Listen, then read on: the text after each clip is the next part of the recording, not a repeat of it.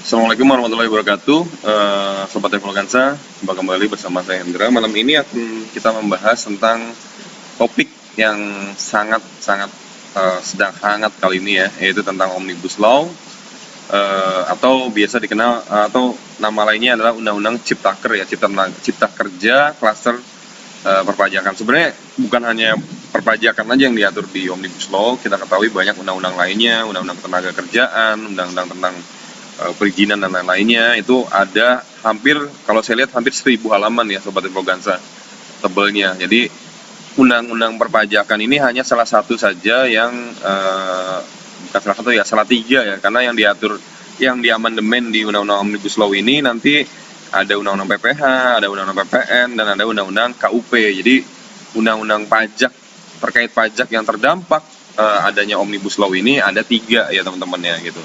Nah, pada intinya sih sebenarnya seperti namanya, pemerintah itu ingin sebenarnya menciptakan suatu undang-undang yang mendukung iklim tenaga kerja gitu. Nah, caranya dengan cara cepatnya adalah dengan mengamandemen beberapa undang-undang menjadi satu undang-undang. Jadi gampangnya Omnibus Law itu satu undang-undang, tapi mengamandemen beberapa undang-undang di dalamnya gitu. Dan memang tidak semua pasal yang dirubah teman-teman ya.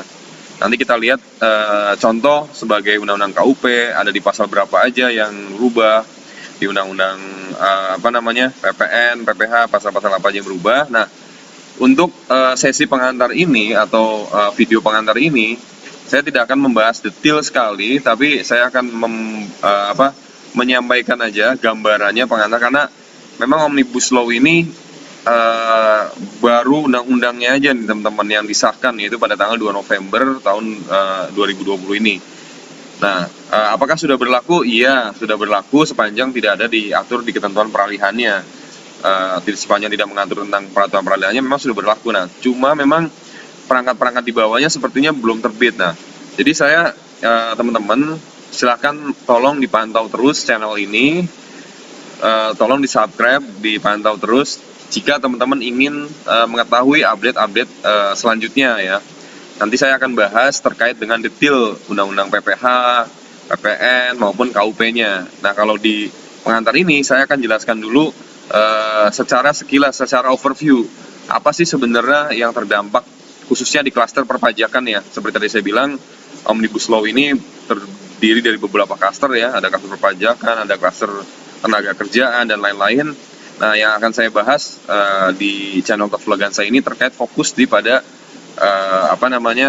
klaster perpajakannya gitu. Nah, langsung aja secara overview dulu nanti, dan teman-teman jangan lupa supaya teman-teman tidak ketinggalan update-update terkait dengan khususnya perpajakan, khususnya topik Omnibus Law ini, saya sudah menciptakan meng-create playlist khusus terkait dengan Omnibus Law ini. Nah, teman-teman tinggal nanti pantau aja di channel Evolugansa.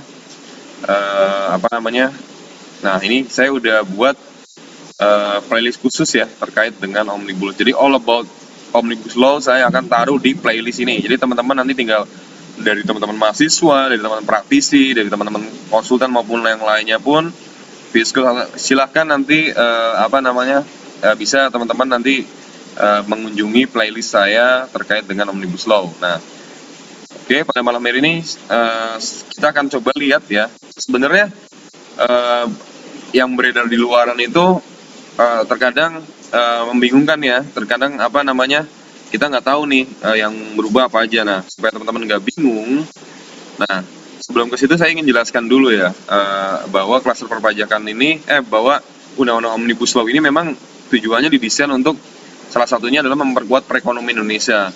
Kita ketahui bahwa Indonesia itu mungkin daya saingnya dari segi perizinan dan segala macam itu sangat rumit, sangat ruwet lah. Nah, ini pemerintah ingin memangkas beberapa kebijakan yang dirasa memang atau peraturan-peraturan yang dirasa menghambat adanya investasi atau tumbuh kembangnya suatu iklim investasi yang sehat. Nah, untuk itu tujuan di Omnibus Law ini salah satunya nanti teman-teman bisa lihat dari pasal per pasalnya, bandingkan dengan sebelum-sebelumnya. Nanti khususnya di yang saya ketahui ya, saya tidak expert di yang lainnya, tapi saya fokus di terkait aspek pajaknya. Nah, kalau di aspek pajaknya memang banyak sekali kemudahan-kemudahan yang diberikan oleh pemerintah. Contoh nanti adanya faktur pajak yang sebelumnya ketika belum PKP kemudian dikenakan PKP itu sanksinya luar biasa besar, tapi di Undang Omnibus Law ini sanksinya diturunkan untuk apa? Untuk memicu supaya munculnya PKP baru, dan kemudian juga sanksi terhadap dibuatnya faktur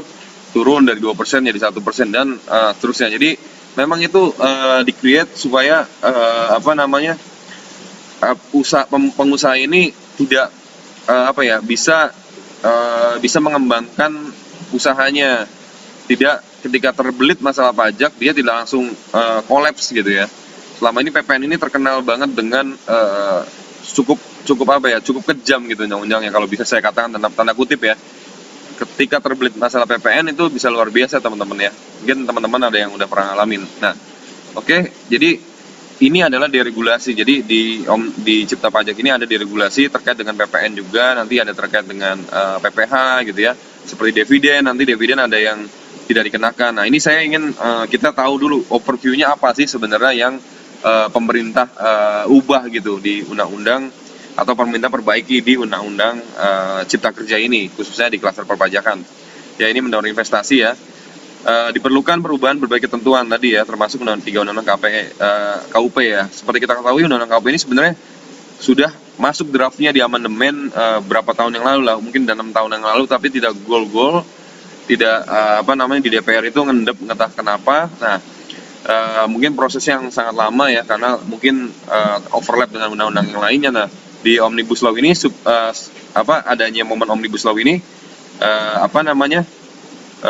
memicu istilahnya dengan adanya Omnibus Law ini mempercepat lah gitu, mengkatalisir yang kemarin-kemarin yang draft undang-undang perubahan KUP, PPh dan PPN itu menjadi bisa dipercepat gitu ya, bisa dipercepat walaupun tidak di undang-undang sendiri, tapi ngikut ke Omnibus Law. Jadi istilahnya kalau undang-undang pajak ini sebenarnya udah lama mau diamandemen, cuma teroverlap terus dengan undang-undang lainnya gitu, dan ini Omnibus Law ini masuk ke pasal itu gitu ya. Nah, kemudian untuk menjaga iklim investasi, kepastian hukum dan lain-lainnya, banyak pasal-pasal yang dicabut juga di undang-undang KUP maupun di PPh yang selama ini juga membingungkan wajib pajak. Jadi dan itu juga menimbulkan dispute. Jadi Ditjen Pajak juga mengusulkan untuk dicabut pasal-pasal yang mengandung rawan untuk dispute gitu ya.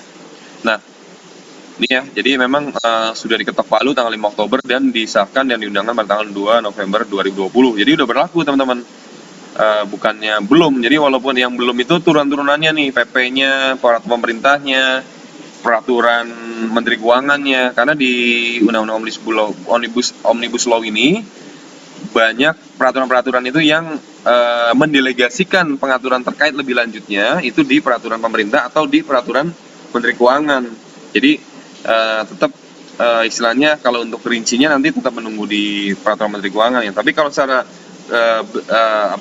gambar besarnya dan secara ininya, undang-undangnya induknya sudah berlaku gitu. Contohnya nanti kayak batu bara yang tadinya non BKP jadi BKP, itu sudah berlaku teman-teman ya per tanggal 2 November. Nah, kita lihat nanti nih apa aja sih yang dirubah. Nah, jadi kalau saya rangkum itu ada 3 pasal teman-teman yang dirubah ya. Jadi 3 pasal 111 ya, ini pasal 112, pasal 113. Nah, pasal 112 ini mengubah beberapa ketentuan di Undang-Undang PPh. Apa aja pasalnya? Pasal 2, pasal 4 dan pasal 26. Jadi cuma 3 pasal ini nih yang dirubah nih terkait dengan Undang-Undang PPh. Nah, di Undang-Undang Cipta Kerjanya ini masuk dalam pasal 111. Jadi nanti teman-teman kalau ngecek mau penasaran gitu ya, nanti saya sertakan linknya. Saya kebetulan udah download salinan undang-undangnya. Teman-teman nanti bisa cek ya di pasal 111 apa aja yang berubah. Silahkan teman-teman bandingkan dengan Undang-Undang PPh yang sebelumnya terkait dengan pasal 2, 4 dan 26. Begitu juga pasal 112 di Undang-Undang Cipta Kerja ini mengubah beberapa ketentuan dalam Undang-Undang PPN. Yang dirubah hanya ini teman-teman, 4 pasal ini, 41A, pasal 1A, 4A, pasal 9 dan pasal 13. Nah, apa aja nanti ya detailnya kita lihat. Pasal 113 juga itu terkait dengan KUP. Nah, KUP ini yang cukup banyak, yaitu terkait perubahan terkait pasal 8, 9, 11. Ini banyak kan umum tentang sanksi ya. dan menghapus beberapa pasal yang dispute nih, yang sering sering-sering multi tafsir ya. Kemudian menyisipkan pasal 27B. Jadi ada yang juga disisipkan pasal 27B. Oke, nah ini garis besarnya kira-kira poin-poin yang dirubah ya, yang dirubah atau di amandemen di Undang-Undang Cipta Kerja. Memang ada beberapa juga poin-poin yang sebelumnya masuk di konsep Omnibus Law Cipta Kerja, tapi kebetulan sudah masuk terlebih dahulu di, mungkin teman-teman ingat ya, di Perpu yang awal tahun itu ya, di undang-undang atau sekarangnya sudah jadi Undang-Undang Nomor 2 atau Perpunya Perpu 01 di awal tahun 2020, di awal pandemik itu pemerintah menerbitkan Perpu 01 2020 yang sekarang udah menjadi Undang-Undang tahun Undang-Undang Nomor 2 tahun 2020 terkait dengan penurunan PPh badan, dan ini terkait dengan penunjukan subjek pajak luar negeri sebagai platform pemungut menunjukkan platform luar negeri untuk pemungut PPN teman-teman ya, dan juga pengenaan subjek luar negeri atas transaksi elektronik di Indonesia. Nah, jadi sebenarnya kalau teman-teman mungkin bukan hal baru kalau di pajak terkait dengan draft Omnibus Law. Setahun yang lalu juga sempat beredar draft ini, cuma dari draft yang ada sebagian sudah masuk di Undang-Undang Nomor 2 atau Perpu 01. Nah, yang masuk di Undang-Undang 11 atau Undang-Undang Cipta Kerja atau Undang-Undang kita sebut dengan Undang-Undang kita kenal dengan Omnibus Law. Nah, ini poin-poinnya ini. Kalau untuk ada PPh badan ya, terkait dengan PPh badan,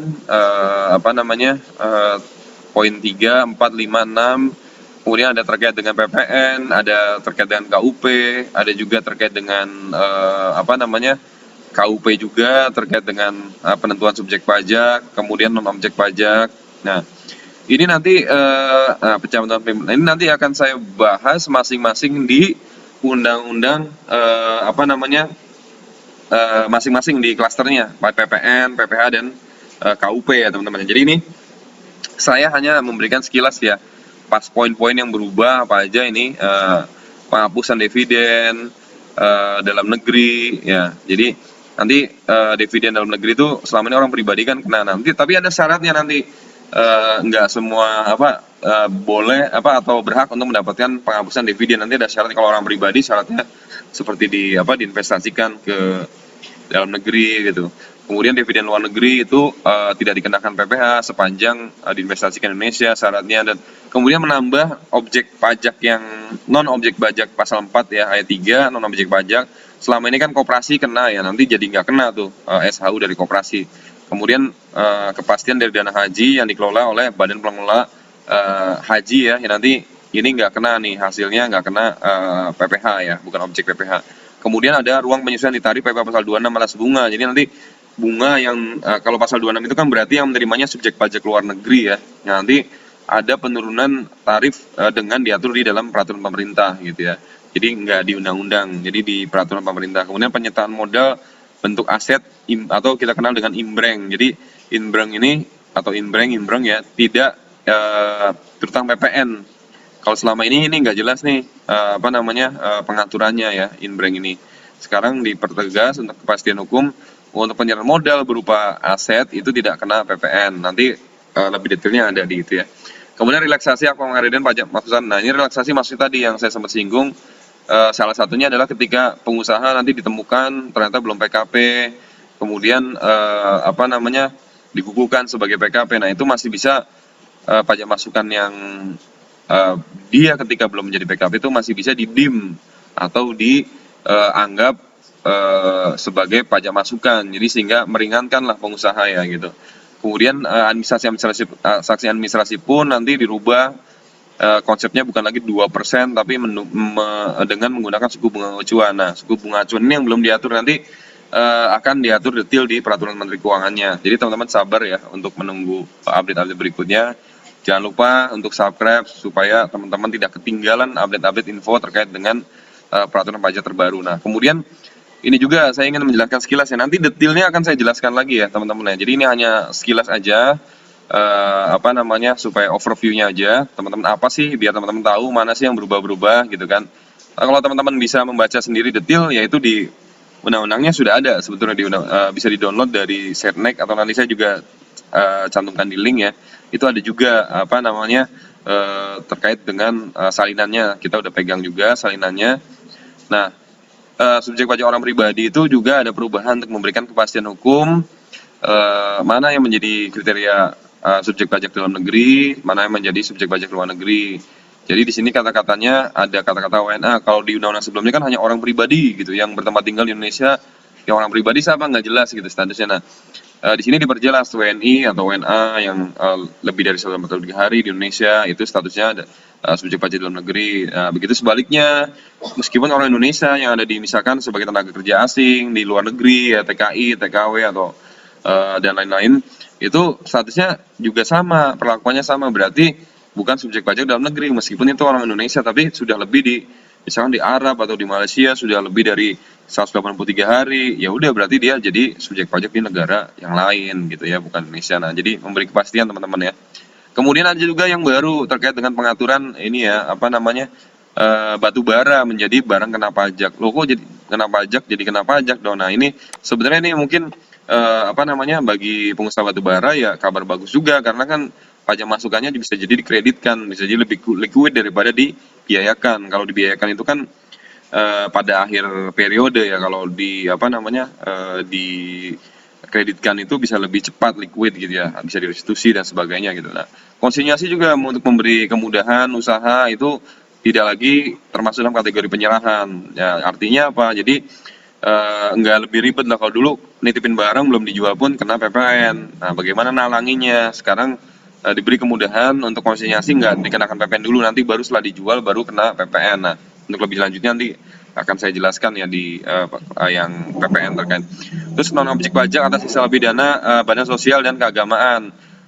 Nah, sebagaimana lembaga pendidikan. Nah, kalau dulu kan hanya lembaga pendidikan aja teman-teman nih, ada dana operasional yang lebih itu sepanjang itu tidak diinvestasikan. Nah, itu nanti akan kena pajak gitu. Jadi nanti mirip perlakuannya seperti lembaga pendidikan gitu ya, pendidikan ya. Nah, kemudian pidana pajak yang telah diputus tidak lagi diterbitkan SKP. Nah, kalau dulu meskipun orang yang udah dihukum lagi dengan adanya terbitkan SKP. Itu namanya kalau nebis idem ya, dihukum dua kali hukuman dalam perkara yang sama. Nah, itu ditiadakan sekarang. Nah, jadi kemudian penerbitan STP daluarsa 5 tahun.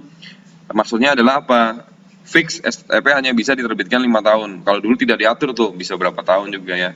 Jadi 5 tahun nanti rinciannya ada ya di undang-undangnya dari mana gitu. Nah, STP dapat diterbitkan untuk menagih imbalan bunga yang jadi dulu imbalan bunga nggak jelas nih apa kalau ternyata misalkan menang di banding dikasih imbalan bunga, kemudian di tingkat peninjauan kembali ternyata wajib pajak tersebut tidak seharusnya mendapatkan imbalan bunga. Nah, itu bisa nanti ditagih lagi oleh DJP gitu.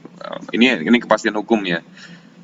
Dulu tidak diatur hal seperti itu, jadi nggak jelas gitu. Nah, penerapan satu jenis sanksi administrasi. Jadi kalau udah kena sanksi yang satu ya udah kena, tidak bisa dikenakan sanksi yang lain gitu. Jadi misalnya wajib pajak terhadap satu perkara, yaitu sanksinya nggak boleh double gitu, satu aja gitu. Nah, penghentian pemeriksaan buper dan penyidikan itu dikurangi teman-teman. Apa namanya? Kalau dulu 150%, sekarang kalau ada pengungkapan ketidakbenaran pasal 8 ayat 3 kalau nggak salah itu sanksinya turun jadi 100% gitu. Nah, kemudian pengembalian pajak yang telah dikreditkan.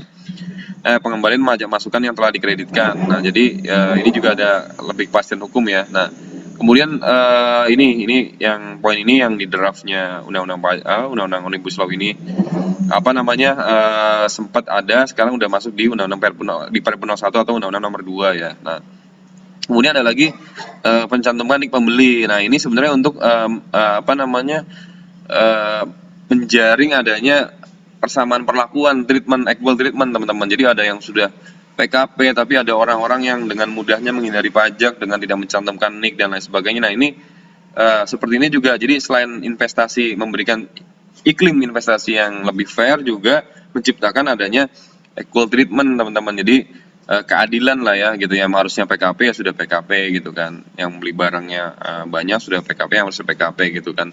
Kalau dulu tidak ada cantuman nik ini, banyak potensial loss dari negara gitu ya. Nah, itu sih teman-teman. Jadi nanti teman-teman pantau terus channel Trevogansa. Nanti akan saya bahas satu persatu per undang-undang PPH ya, per pasalnya, eh, PPh, PPN dan KUP ya untuk lebih detailnya. Nah, tentunya saya menunggu juga peraturan dari pemerintah, peraturan turunannya gitu. Ini kan baru undang-undangnya nih, butuh peraturan pelaksanaannya seperti PP, peraturan pemerintah maupun peraturan Menteri Keuangannya. Nah, itu ketika itu sudah terbit, saya akan selalu update terus terkait dengan peraturan turunannya maupun terkait rincian pasalnya. Oke, mungkin dari saya pengantar itu dulu teman-teman ya. Jadi teman-teman minimal tahu dulu secara gambar besarnya pasal-pasal mana yang saja berubah. Terutama kayak batu bara itu ya sebenarnya udah berlaku 2 November gitu. Cuma untuk lebih detailnya teman-teman nanti mungkin bisa berpegangan pada undang-undang tersebut. Dilihat lagi ada pasal peralihannya nggak, misalkan tidak ada pasal peralihan memang berlaku pada saat 2 November itu sudah terutang PPN gitu kan. Nah, silakan untuk lebih lanjutnya mungkin teman-teman bisa tanyakan juga ke DJP maupun ke pihak KPP ya untuk informasi lebih detailnya. Nah, tapi kurang lebih gambar besarnya seperti itu ya teman-teman. Nanti akan saya update lagi dan update terus. Oke, Assalamualaikum warahmatullahi wabarakatuh. Selamat malam, sampai jumpa di lain kesempatan.